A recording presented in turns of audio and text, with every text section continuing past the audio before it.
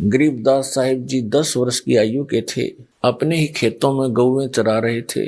अन्य भी कई पाली गवाले उनके साथ थे गांव के, और जो उनके वहां नौकर होते थे वो भी साथ थे। जब वो गवाले अपनी गौएं चरा रहे थे, गरीबदास बालक भी उनके साथ थे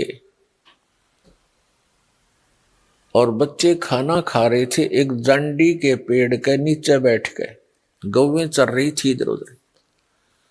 तो वो परम पिता अपना वही उद्देश्य लेकर अपने तत्वज्ञान को बताने के लिए अच्छी आत्माओं को मिलते हैं, तो वहां प्रकट हो गए। ऊपर से आकाश से आए, थोड़ी सी दूरी पर पृथ्वी पर उतरे परमात्मा, और ऐसे यात्री की तरह उस फुटपाथ पर चलते हुए आ रहे हैं। पालियों ने, परमात्मा गए उसी उद्देश्य से थे, उनको राम राम बोला।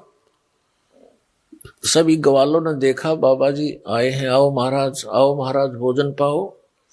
परमेश्वर कबीर जी ने कहा कि बच्चों, भोजन तो मैं पा के आया हूं, भोजन करके आया हूं अपने गांव से। उन्होंने पूछा कि आपका गांव कौन सा है बाबा जी, आप तो साधु संत फकीर हो। तब परमात्मा ने कहा था कि 16 शंख पर हमरा तकिया, हम गगन मंडल के जिंदा, हुक्म हिसाबी हम चल आए, काटन काल का फंदा। हमारा जो गांव है यहाँ से 16 शंख कोस की दूरी पे है, सतलोक नाम है उसका।